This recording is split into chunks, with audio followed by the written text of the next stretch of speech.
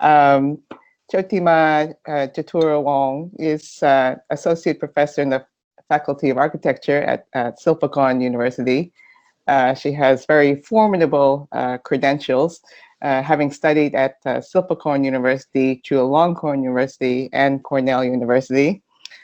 She's built up a quite distinctive body of research over the years. She has been a pioneer in the studies of architecture of some of the so-called minority communities that are spread in different areas of mainland Southeast Asia, including the Thai Dam, Shan, and Mon communities. She's also, I think, distinguished her research by her very meticulous, very detailed approach to the architecture, and combining that with a very impressive consideration of archival materials that, and also research by other scholars that helps to fill out the historical, cultural, and political context for the very detailed research that she does on the structures and how they are used by the people who built and inhabited them. I actually have never had the chance to meet Chotima in person. We were supposed to be on a panel together at a conference in the US earlier this year, and of course, it was canceled because of COVID. Then over the summer, I noticed that she published a major new book on Buddha shrines, covering Myanmar, Thailand, and Sri Lanka. So as you can imagine, this is really a very ambitious work that I hope all of you will make sure that your university libraries acquire. Then when we start to plan this series of lectures, I had it in my mind that we need to get her to come to speak and give us some of her insights from the book. When I invited Chotima by email, I mentioned to her, well, what are the institutions that are sponsoring this series? And she replied that it is Kusala, meaning good or wholesome, that I'm working with Shan State Buddhist University. I certainly hope that is true, but I can say for sure it's Kusala that she very kindly shares with us her research today. And it's also Kusala that all of you are here to participate and enhance our understanding of the Buddhist architecture.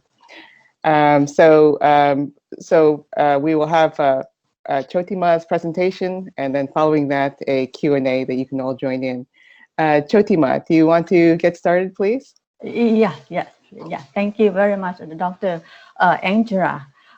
Firstly, I would like to Dr. Angela and Dr. Crosby, who kindly invited me to present a part of my book at this rainy season research series. It is such a great opportunity for me. My today's talk will be about Wihan at Wat Traphang Thong in Sukhothai, Thailand, which is a part of my book. Actually, my book is written in Thai, so I try to publish article in English, part of my project that I plan to do. Okay, so I will start read my paper. Wihan architecture in Thai refers to an assembly hall where a Buddha image is enshrined and people gather to perform ceremonies and to listen to Dhamma preaching. Whereas Wat in Thai means a Buddhist temple or monastic compound. Oh, sorry. Sukhothai is a state named after its capital and is situated on the Central Plain, Thailand, which has land road to connect with Lower Myanmar, where seaports were provided. Before Sukhothai emerged and the Khmer extended their territory to central Thailand, people in the area was probably under the influence of the Mon. The present historical town of Sukhothai was likely firstly established around the 12th century.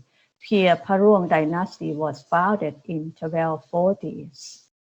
It was a parallel period that Mataban of the Mon was re-established in 1287 and Chiang Mai was founded in 1261. And this is the map of Sukhothai, Mataban, Chiang Mai, and this is Pagan. The historical town of Sukhothai or the inner city has a rectangular plan which is enclosed by walls and moat, and the temple of the Great Lily or Wat Mahathat at the center. Buddhist monastic compounds were located both inside and outside the inner city. Wat Traphang Thong or monastery of the Coral Tree Pond is located to the south of the Pan River and outside the inner city to the east. And this is from the Google map. This is Wat Traphang Thong. The monastic compound included a Wihan or assembly hall as the principal architecture, situating aloud at the center of a sacred quadrangle or public area, which was enclosed by moat. An ordination hall is constructed outside a sacred quadrangle to the east. The Wihan consisted of two parts, a brick chamber for the Buddha statue to the rear and a pavilion as an assembly hall to the front. According to Betty Gosling, the latter was older than the former for almost half a century. The chamber of the Buddha statue was likely built during the reign of King Lithai.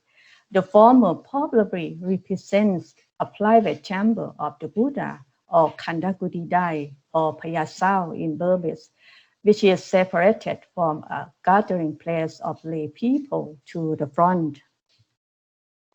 It has been a tradition among the Mon, Burmese, Shan, and Taiyuan that the area of the Buddha or the Buddha shrine or shelf inside a house is set apart from a living space.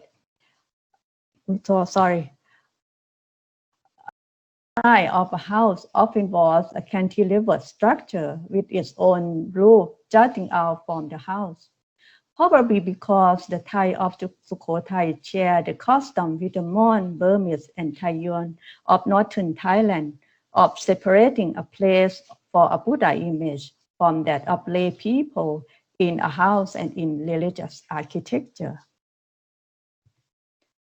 The monastic compound perhaps belonged to a forest-dwelling order, which extended from the western area outside the inner city or present-day historical town. The compound simply contained only a Wihan as the principal architecture or public area. Halipunchai of the Mon and Anuradhapura of the Sinhalese also contain monastery of a forest-dwelling order outside the inner city to the west and east. Furthermore, name of the monastery, Thong Lang, refers to a coral tree and can signify the monastic compound as a park or a forest. Although it had no information whether it has been an original name of the monastic compound, a coral tree is prominent in Buddhism as the term Thong Lang in Thai or coral tree or Pille Gatit in Burmese refers to Palichataka in Pali. The Palichataka is the sacred tree that grew in a royal park called Pundalika of the Tavatimsa heaven, and its foot is the Pantukampun Silasana or Pantukampun stone where the Buddha was seated and taught Abhidhamma for 3 months to his former mother, who was reborn as a Deva, and other Devas and Brahmins. The Palichataka is among the 7 trees that live throughout an eon. The Palichataka also refers to the tree of the Tasvat heaven. Furthermore, according to the Great Chronicle of the Buddhas of Mingun Sayadaw, 33 young men headed by Maka had performed many charitable deeds in the human world, such as planting coral trees to provide shade for people. They were reborn as the 33 gods at the Tavatimsa heaven. Maka became Saka, and a coral tree appeared at the Tavatimsa rim. Wihan at Wat Traphang Thong probably represented the Suthammasala or Suthamma Sapa Pavilion next to the Palichataka in the Tavatimsa, where the Devas come to listen and discuss Dharma. Palichataka and Suthammasala are significant symbols of the Tavatimsa. They have been portrayed in manuscript and mural paintings of the Thai, Burmese, Mon, and Khmer. The Taipumikatha, or Book of the Three Panes of Existence, or Taipum Paluang, three words according to King Ruang, stated that the Tavatimsa heaven possessed five prominent objects, namely the Vechayan Prasad, Palace of Saka, who is the head of the Tavatimsa. Second, elephant, Saka's vehicle. Third, Julamani or Sulamani stupa enshrining the hair relics of the Buddha. Fourth, Suthammasala. And fifth, Palichataka tree. The Taipumikatha was the Thai of Sukhothai. Thai manuscript of the Ayutthaya and early Ratanakosin periods from the 14th to the 18th centuries also often portray the Tavatimsa heaven with these symbols. For example, this Thai manuscript dated to the 18th century during Chonburi periods also includes these five symbols. However, there are some manuscripts which excludes the elephant. For example, the manuscript, Taipum manuscript in Tham or Dhammakom script founded in Thailand, and Burmese manuscript dated to the 19th century. These manuscripts include only Vechayan Prasad, Sulamani Stupa, Suthammasala, and Palichataka tree. And there are some more mural paintings and manuscript include the scene that when the Buddha sat upon the Pantukampon stone under Palichataka tree as well. For example, this manuscript, Burmese manuscript, The Life of the Buddha, and the Mon mural painting at Tasau at Gonat Monastic Complex in Gonat village in Molamang, dated to around the 19th century. And in this Mon mural painting also includes the Suthammasala. So is it parallel to the mural painting on the ceiling at Suthammasala at Wat Bothom in Phnom Penh, Cambodia, which include the scene the Buddha sit under the Palichataka tree and Suthammasala and Sulamani Stupa. The Taipumikatha stated that the Palichataka tree will flower once in 100 years, and when the flowers are fully open, they will shine gloriously, radiate, and perfume as far as over 1,000 kilometers. Sometimes the flowers will be blown inside the Suthammasala, which contains the jewel pulpit of 16,000 meter width, as well as the seats of Saka and 32 Devas.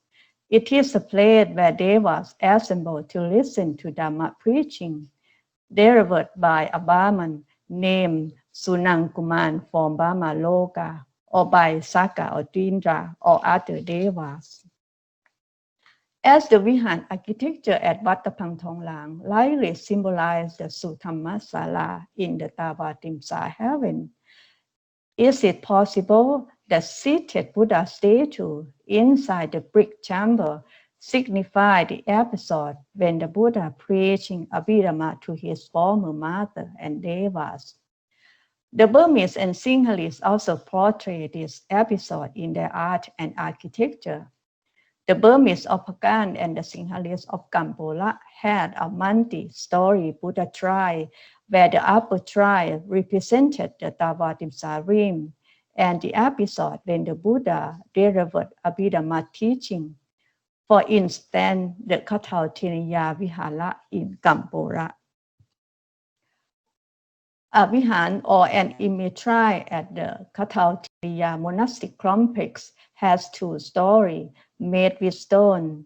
The ground floor symbolizes the human world and the upper floor signifies the Tavatimsa heaven. The ground floor includes a shrine of the Buddha image and a devale or a shrine for the Hindu god Upalawana, but later the god was changed to Vishnu. The Vihara faces to the east and has a southern external staircase to the upper terrace and shrine. The Buddha statue on the ground floor represents the scene when the Buddha attained enlightenment under the Bodhi tree, while that on the upper shrine depicts the scene when the Buddha preached Abhidhamma under the Parishataka tree in the Tavatimsa. Although the Burmese of Pagan did not mention that the shrine of the upper floor symbolized the scene in the Tavatimsa heaven, an inscription of King Alonsitu, written in 1141, after the Chivekuji cave temple was completed in 1131, suggested that the upper floor could symbolize the Tavatimsa heaven. Although the Chivekuji was a large single-story temple, it had a high platform and a staircase to the upper terrace inside the western wall to the northwest corner of the entrance hall. According to the inscription, the king aimed to dedicate the temple to the Buddha and expressed the wish that he could perform deeds like the Buddha, for instance, performing the miracle of Tavatimsa and seated upon the Bantukampun stone to preach Abhidhamma to Devas and Brahmins headed by his former royal mother. Another evidence is a mural painting at Cave Temple number 1150 in Pagan, which depicts the scene the Buddha ascending and descending from the Tavatimsa heaven. And in the middle of this mural painting, there is the Buddha seated. Probably he sits under the Parishataka tree.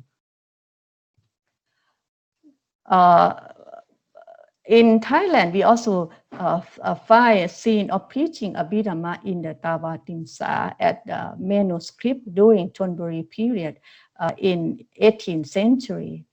And on the top right corner is written, the Buddha teaching Dhamma to his former mother in the Tavatimsa in return of gratitude. However, in this painting, image of the Buddha does not exist. Instead, there is a symbol of probably Parishataka tree located inside a palace.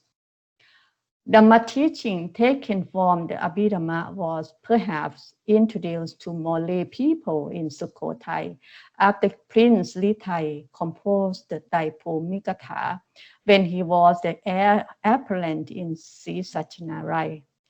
Prince Lithai, or later King Lithai, aimed to take lessons from the Abhidhamma, namely planes of existence and Nibbana, and the path to teach his loyal mother and others who were interested.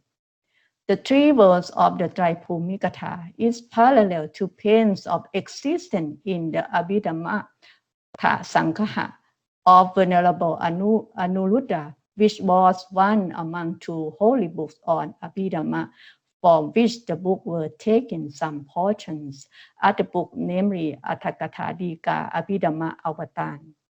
The Taipumikatha was also consulted and taken some parts from other 30 holy texts such as Buddha Vamsa, Matulata Vilasini, Milinta, Visuddhimak, China Lankala, and Anakotaka Vamsa.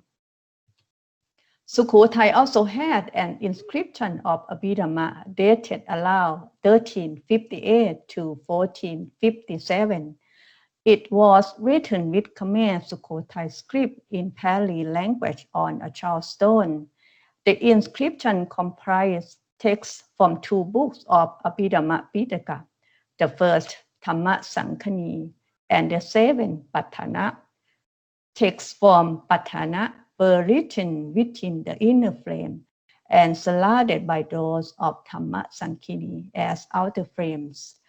The texts of Patthana are located at the center because, according to Theravada tradition, they are considered the most important wisdom of the Buddha and probably the first to disappear in the future. The Patthana, or 24 types of conditional relation or paccaya, the law of cause and effect, are thus protected by Dhamma Sankhani, which is Buddhist psychological ethics and ethics of the Patthana. The cause and effect in the Patthana analyze 24 types of conditional relations or paccaya relating to the classification in the Matika or table of the Dhamma Sankhani.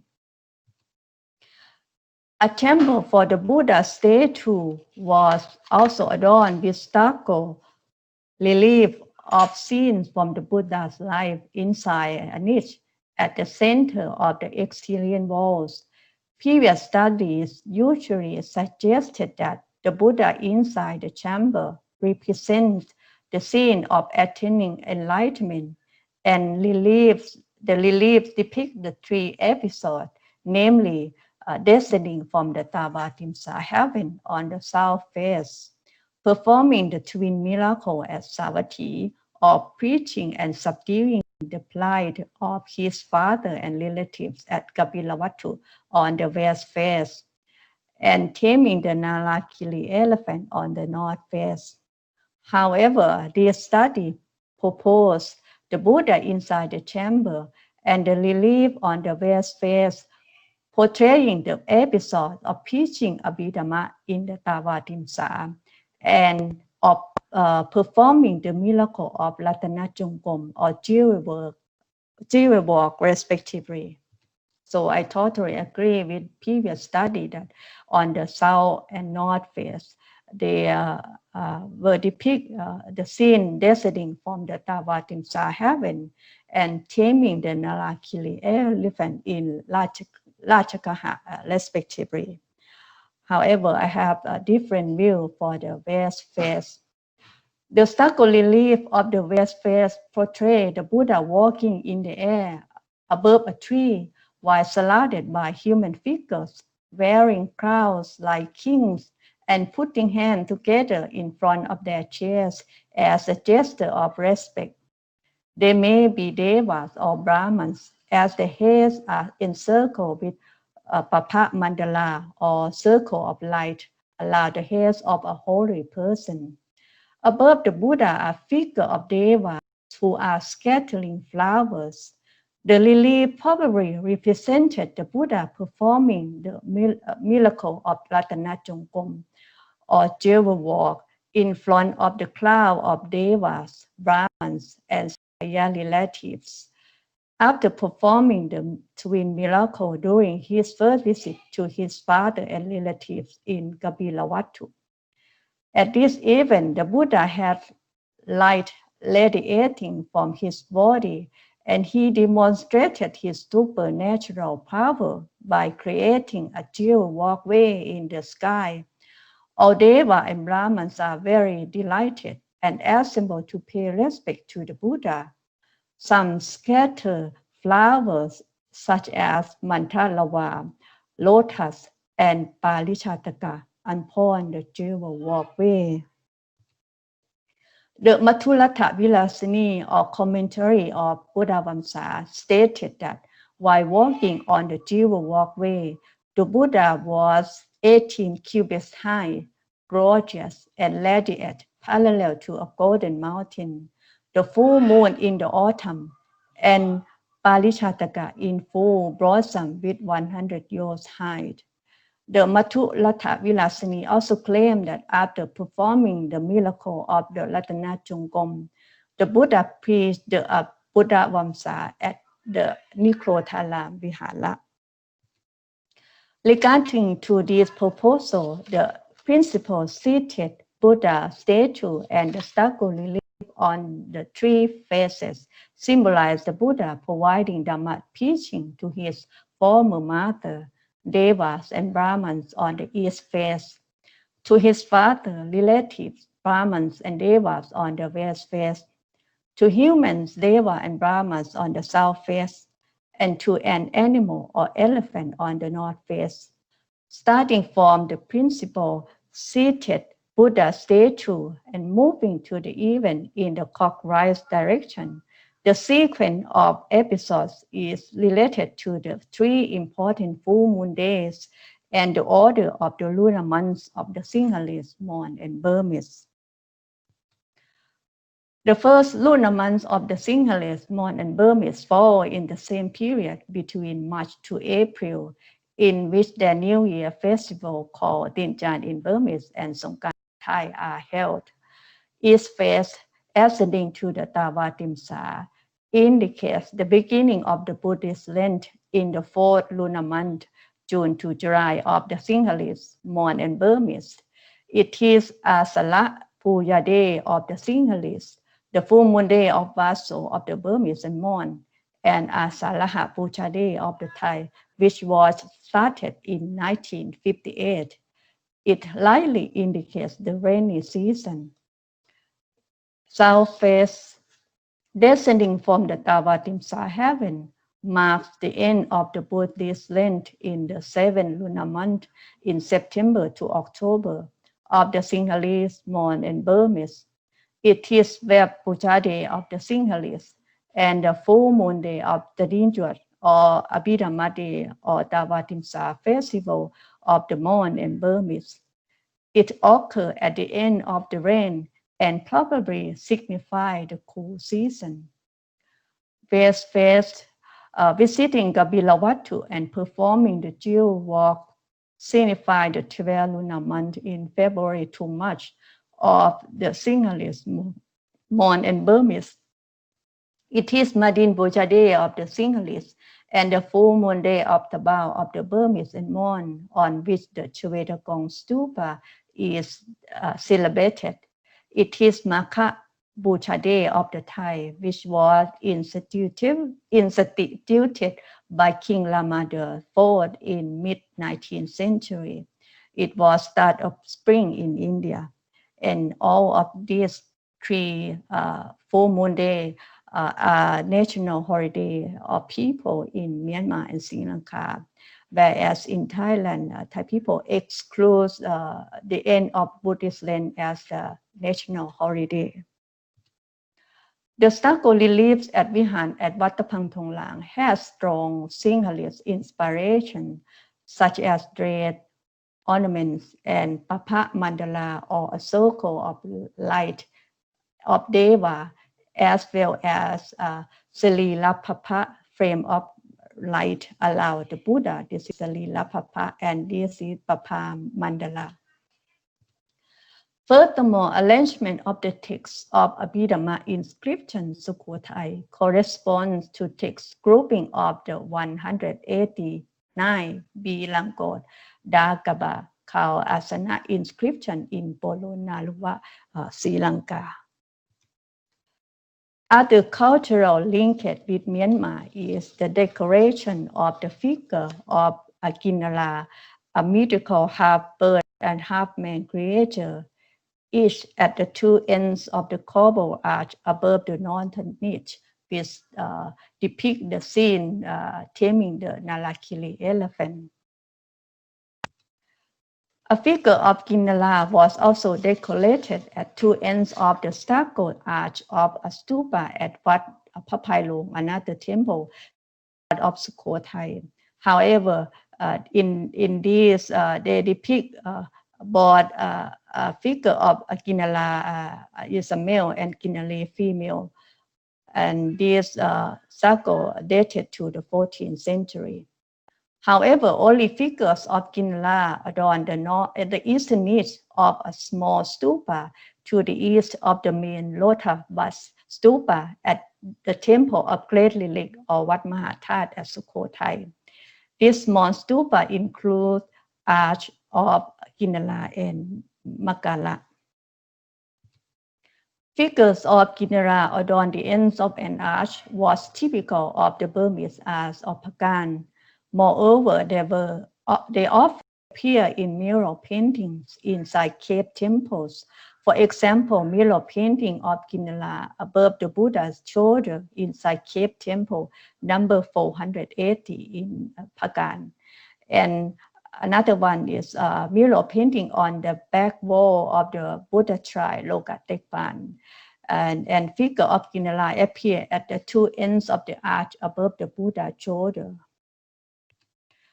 A Kinala related to the Buddha, as the Buddha was born as a Kinala 4 times in his previous lives. For example, Jataka number 485. A Kinala is likewise one of the 108 auspicious symbols on a Buddha fruit print. Kinala and Kinari symbolize air and sound. A Kinala and Kinari together sometimes represent the Burmese vehicle zodiac sign. The Wihan at Wat Traphang Thong probably symbolized the Suttamasala in the Theravada heaven, where the Buddha image to the right can signify the episode in the 7 Rains retreat when the Buddha delivered Abhidhamma teaching to his former mother, Devas and Brahmins. It was also associated with the stucco reliefs on the other 3 faces of the Buddha chamber, representing descending from the Theravada heaven, performing the miracle of Ratana Jongkom, and taming the Nalakili elephant. These scenes likely symbolize the Buddha providing Dhamma teaching to his mother, father, relatives, Brahmins, Devas, lay people, and an elephant, and were related to 3 important full moon days of the Sinhalese, Mon, and Burmese in the 4th, 7th, and 12th months. The 2 ends of the arch above these stucco reliefs were decorated with figures of Kinara, parallel to the decoration of Pagan arch in mural paintings. Similarities of religious art and architecture in Sukhothai, Myanmar, and Sri Lanka reflected cultural relations among peoples in these areas. Sukhothai associated with the Mon in Lower Myanmar and in Halipunchai. Pagan was an important center of Theravada Buddhism in Southeast Asia, while Sri Lanka was the original center of Theravada Buddhist tradition. They inspired people of Sukhothai in Buddhism, culture, art, and architecture. So thank you very much for your kind attention. Yes. Thank you very much indeed, Ajahn Chotima, for this presentation. Before we move to the Q&A, I'd like to just quickly remind everyone that next Friday at the same time, using the same web link, we'll have a seminar with Mark Allen from the University of Sydney, and his talk will be on research on the Kuto Da Pagoda, marble stele recension of the Pali Canon in Mandalay. So at this time, we'd like to move on to Q&A. Just to remind everyone, this is being recorded. You can either ask questions by tapping the hand icon on the floating menu bar, or you can type your question in the chat and then we will read it. So please feel free now to ask your question. maybe while everyone is gathering their thoughts, I'll ask Chotima, can you talk about how this particular structure is fits with other Litai, other monasteries or structures that are attributed to Litai? You mean the temple which has only this Wihan, right? You mean Yes. this?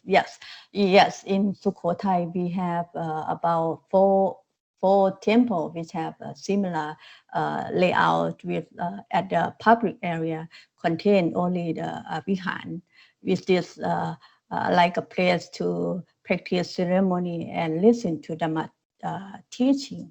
So I analyzed that these temples belong to forest dwelling order because they are located outside the inner city to the east and to the west of Sukhothai inner city.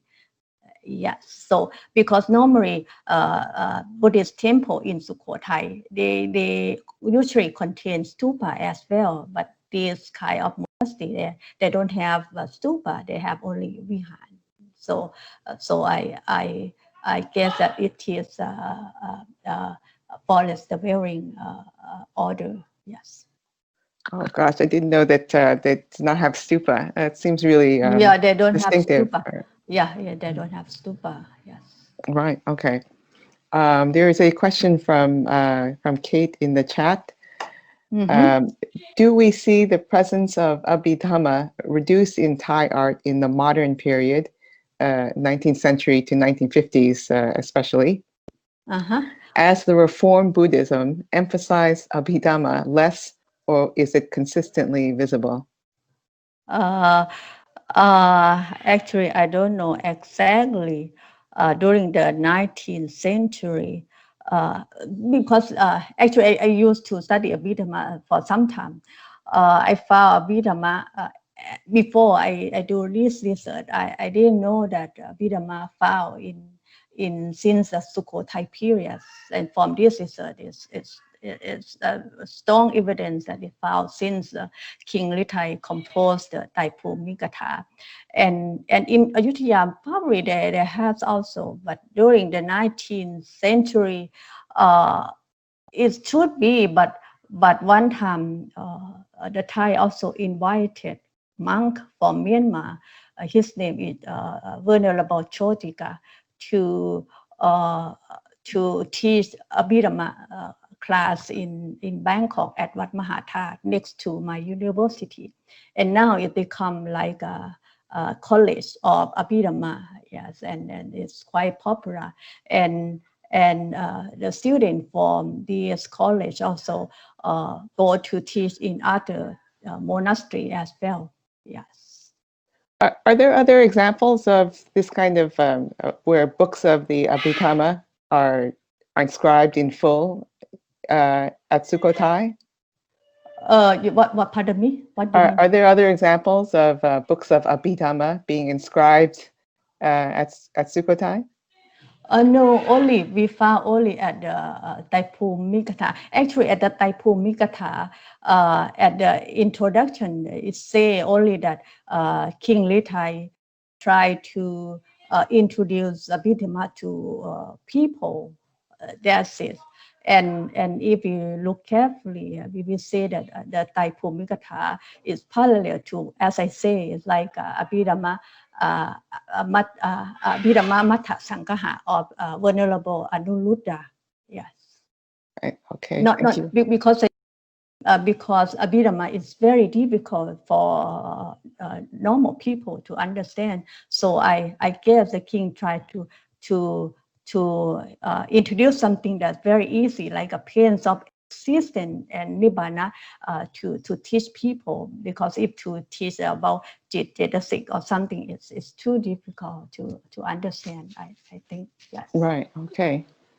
I see that just to come back to Kate's question about the reform and emphasis on Abhidhamma, she said she's particularly interested in the 1950s Is So, that a watershed in change too? no, it's just that I'm aware of the Abhidhamma tradition coming back in from Burma. So it was really the earlier period that I was interested in, what happened to art. But it sounds like Dr. Chotima actually is unusual in having that Abhidhamma experience, and so that enabled her to recognize the art in time. So I'll withdraw the question, but I'm really interested that she was able to see things because she had the Abhidhamma training. And thank you for the fascinating talk. It was really interesting. But anyway, there are other questions, so I will be quiet now. Thank you. And sorry for the background noise. Thank you. Okay, there's another question in the chat. Thank you for the wonderful talk, this person says. And it says, I have a question. Are the Deva and Brahma still influential in the folk Buddhism in Thailand and Sri Lanka? Yeah, I think, still influence, because if we look at mural painting and Buddhist architecture, even in nowadays in rural area, there's also depict the scene with the Deva and Brahmins. Yes, I think it's still influential. Yes, and people still believe, yes, in Devas. Yes. Okay. And there's also a question again. Can you tell more about the Parijataka tree? I think you went through it in your presentation, but is there any further information that you might add or to? Yeah, I have read, but briefly, but I don't focus. I have not focused yet.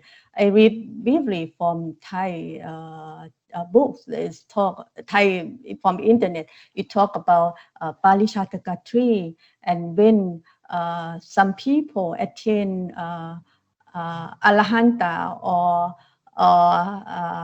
something like that, the flower will rebloom, something like that. I think it's very interesting too. Yes. Yes, thank you.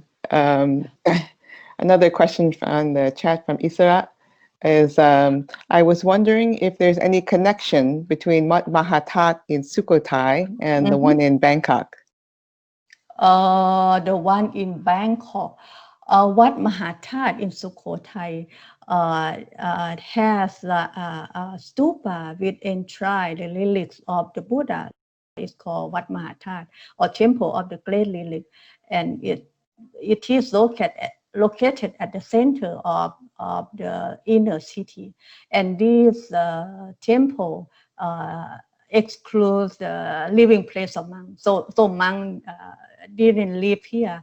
It's just like for king to practice ceremony.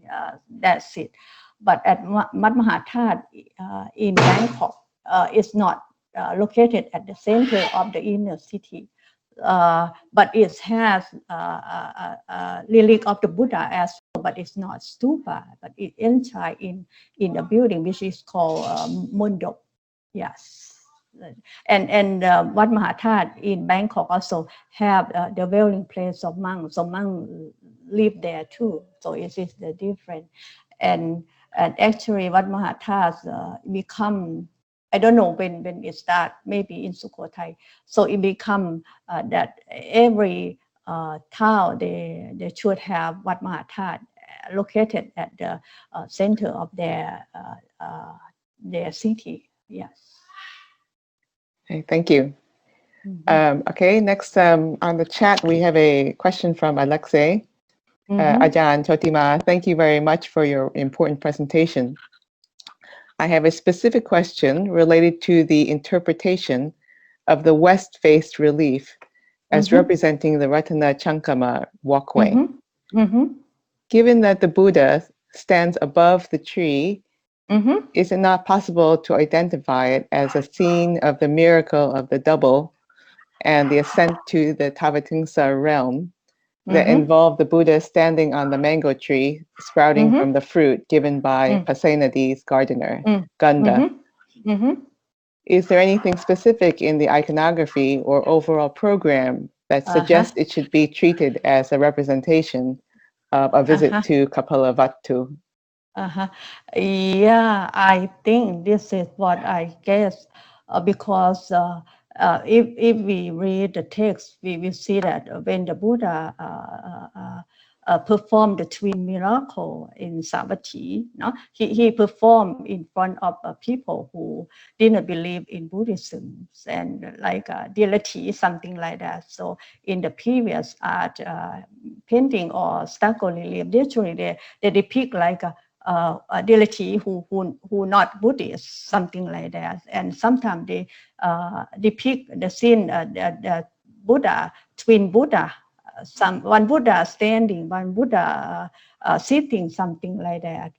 And for this west face of the Wat Traphang Thong, one thing that I found is a very important key for me, that above the Buddha, so you will see that Deva like a scattering flower to the Buddha.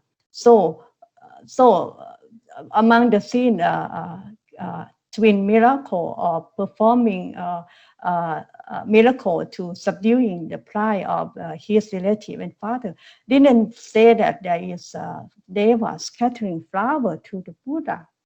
So one thing, and another thing that when they're scattering flower, it include Parishataka flower, which is heaven tree, heaven flower. And another thing that, as I read, is also connect with Mulata Vilasni. We say that when the Buddha walk under the dew walkway, he gorgeous and radiant like a Parijataka in full blossom, something like that. So I think it can be possible. Yes, this is just my analysis. Yes. Yes, thank you. Yeah, I see what you're saying. It's usually for the double miracle, usually there's more than one Buddha. Mm-hmm. But is there are there other structures that have the same combination of the descending from Tawatingsa, the taming of Nalagiri, and the Ratana Chamkama?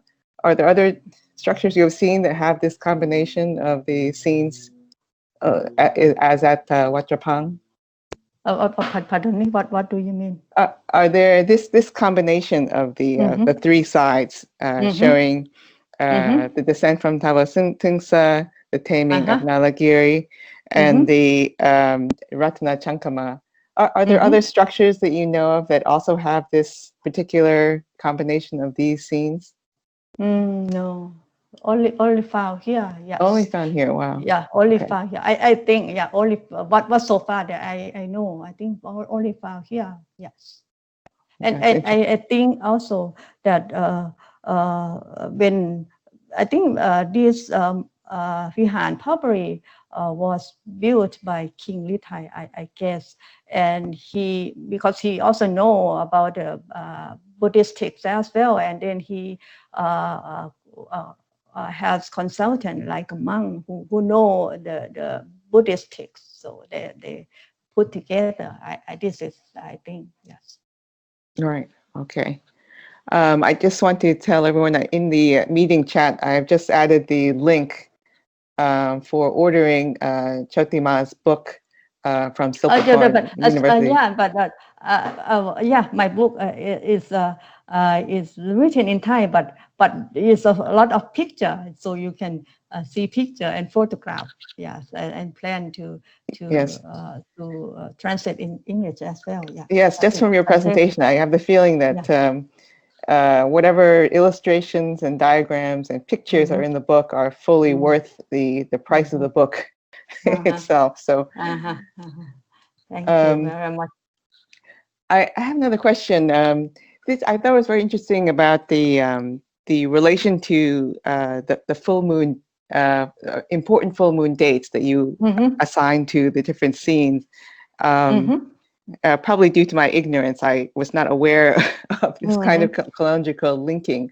Can you give other examples where this kind of full moon attribution to particular scenes is shown? You mean in other other temples, like In other temple.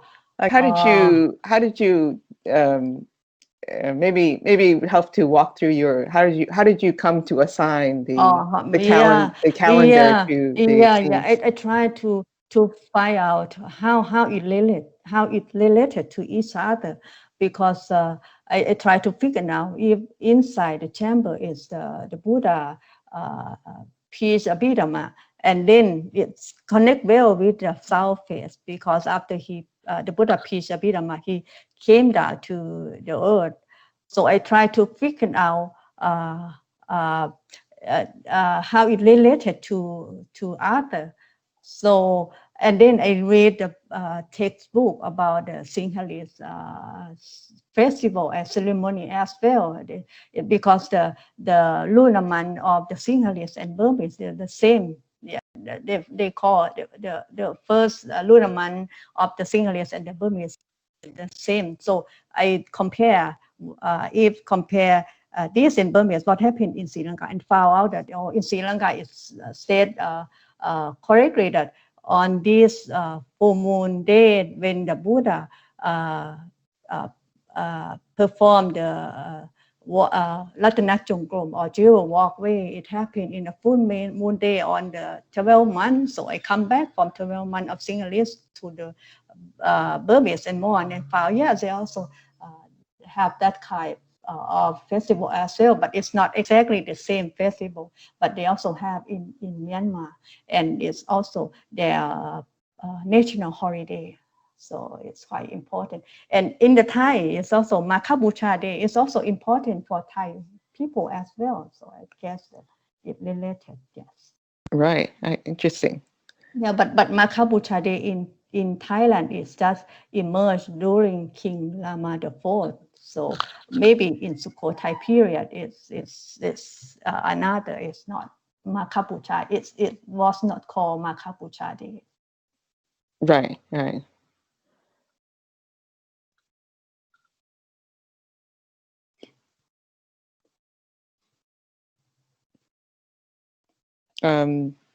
The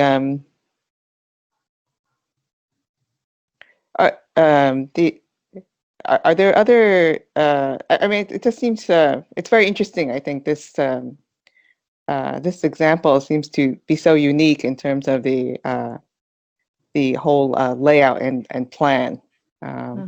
So I'm wondering, are there are other monasteries or structures associated with Li Tai also have similar features that maybe relate to Abhidhamma or Tribhumikatha that are also have this kind of relationship with the text. Yeah.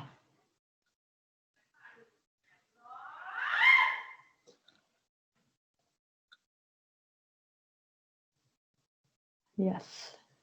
Is it your question? Yeah. Yes. Sorry, it's my question. Sorry. I'm wondering if, I'm wondering because it just seems to, the whole plan seems to be sort of unique, and you've related it quite convincingly to Tribhumikatha and Abhidhamma.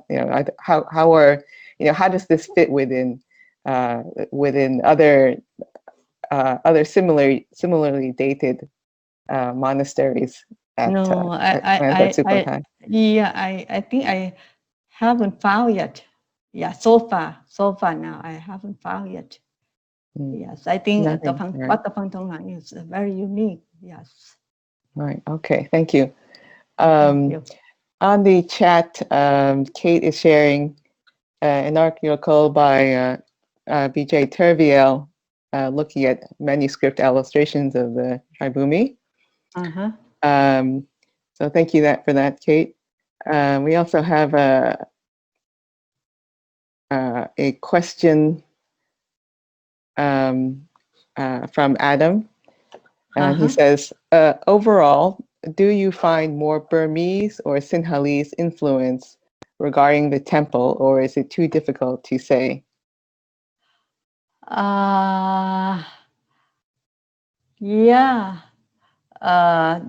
Yes, there because as I say that these Wihan, no, they consist of two part, the chamber and the pavilion to the front. So this is a Burmese or Mon inspiration as well.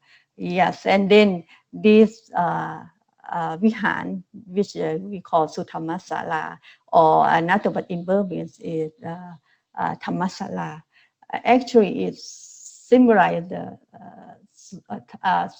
Thammasala of the Burmese, but not exactly. It's more similar to the Mon rather than to the Burmese, because if we look at Dhammasala Burmese in Pagan period, the Dhammasala, the brick structure is a living place of monk. It's not for the Buddha image. So I guess this is a Mon inspiration instead of Burmese. For Sinhalese, I think for Sinhalese, actually there was Sukhothai monk who came to Sri Lanka to go there to Pamahatin Sisatha. Some people say that he go there to reordain and come back to Sukhothai. So he took a lot of Sinhalese tradition or inspiration, like Arch of Makala, something like that. Yeah, back to Sukhothai. So mostly what I found is usually related to art and architecture. Yes. Yeah, there may be something, but we have to find out. Yes. Thank you. Yeah. I think Kate, you had your hand raised. Did you still have a question, or was that just a? Thank you. Let's back noise here now. Thank you so much. I just wanted to say what a productive way of looking at the art and architecture I think this is. And the reason I sent link for Bas's article. Oh, sorry. Thanks, Leslie. It looks like it doesn't come through, so I'll just send the. I'll send it as an attachment in a bit. It's just that he'd done a very detailed analysis of some of the images that try and capture Nibbana and related them to Abhidhamma elements. And I think we see this, the more we're going to pick up on it. So you've highlighted a, really significant temple and what it has. I think you, informed by work, we will then start seeing this more. So I just wanted to thank you for that. And I also wanted to ask, and this may be that I missed a point because I had a really bad connection at one point, is the relationship between, so you made the relationship between different events in the year. Do you think this then relates to how those are celebrated within the temple? Or how they do you think there's a link between the representation of different moments in the sacred calendar and how the temple is used on those festival occasions? Pardon me, I cannot see, cannot hear you well. Sorry, could you please say again? Sorry, I'll try again. Sorry. Is there a relationship between the art depicted in the different components and how the temple is used at different times of the year? Or do you think it is to present all of those events in one moment? What again? What do you mean? Sorry, my English. Are the different moments presented because they relate to the celebration of those events at the temple?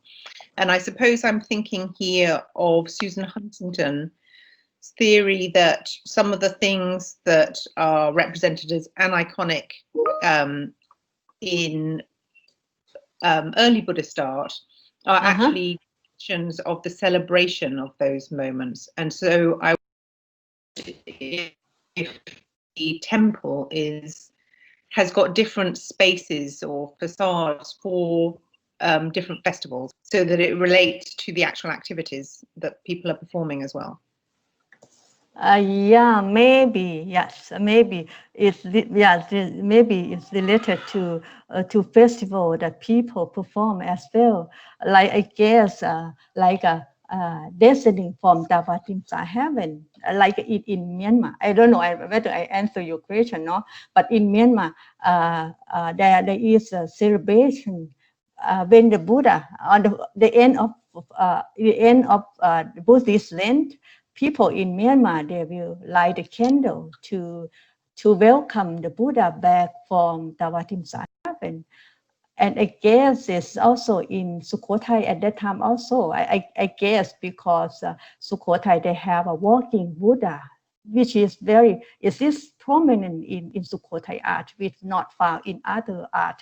It's found only in Sukhothai. I just think that maybe this walking Buddha statue maybe is connect with the festival when the Buddha descending from Davatimsa heaven. So it also relates to when he go up to Peace Abhidhamma in Davatimsa as well. Yes, I think it's connect with their festival at that time. I think yes, of Sukhothai people at that time. Yes. I don't know whether I answer your question. Sorry. Thank you. I suppose I'm kind of interested, but it's probably hard to answer in whether we can see that reflected in any other aspects of the material, not just the depiction, but yeah, I don't know how it would be represented in the archaeology or in the architecture now. But thank you. Thank you too. I have another question. You had mentioned that the Wat is there's a moat. Yes. So what do we know why that is there? Was there a wall also? Yes, like a boundary, like a wall.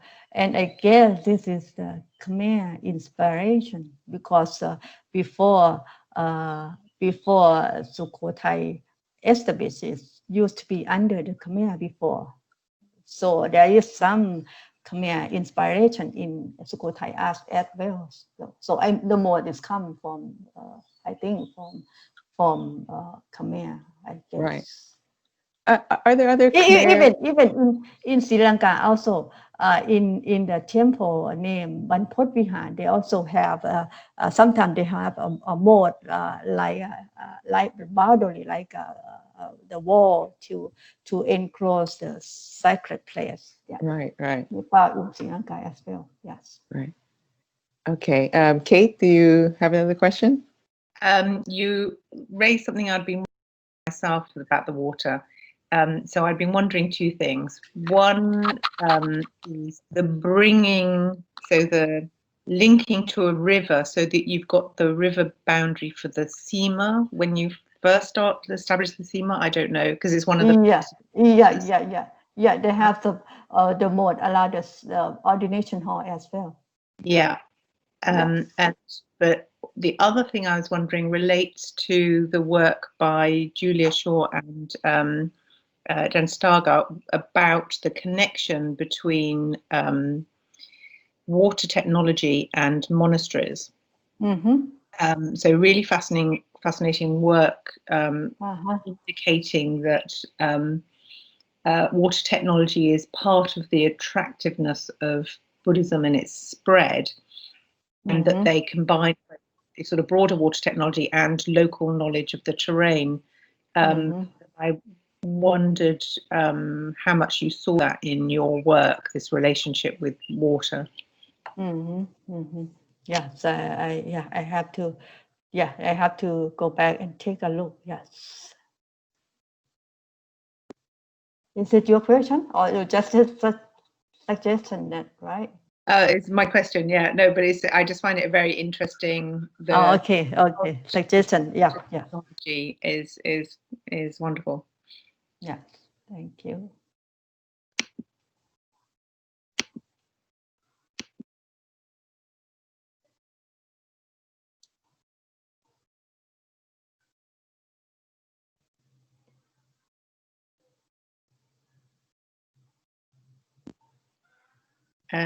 Angela, I don't know if you can see there's a question in the chat from Yunchia.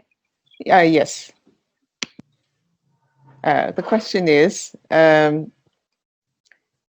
festival of autumn full moon explained to the monastery and to local people with the same narrative? Is it like a harvest festival for local farmers? Yeah, I think so, because the full moon, the festival, the 12-month festival, also related to agriculture as well. It's like during the Buddhist land is rainy season, so people are busy with planting agriculture, planting rice, so they are not have time to go to temple. But after the end of Buddhist land, they get new rice, so they went to the temple to offer to the monks, and start many festival after that. So it's connect exactly really to the agriculture, their work in the rice field, in agriculture. Yes. Is it answer the question? Yes. Yes, the person says thank you very much. I suppose in that way it does kind of relate to this question about the water and water technology and Buddhism. Kate had raised. Are there any other questions? Well, if there are none, then please join me then in Ajahn Chotima for this fascinating presentation, very thought-provoking, and also introducing us to a very interesting and apparently unique temple, and sharing with us the way that she has analyzed it. So thank you very much indeed, Ajahn Chotima, and